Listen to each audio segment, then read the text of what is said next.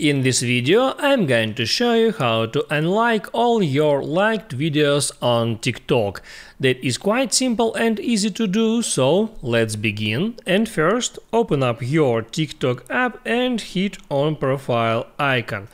Now there, hit on that heart icon and it shows up all your liked videos, and there is no option to unlike all that video at once, but you can do the following. You can select first video. Here you see that red heart icon, that means that I like that video, and you can hit on that once to disable that like, to unlike actually that video. And now you can fast scroll down, just swipe to the up and dislike or unlike all that videos in that list. So you can fast scroll down all the videos and unlike them all.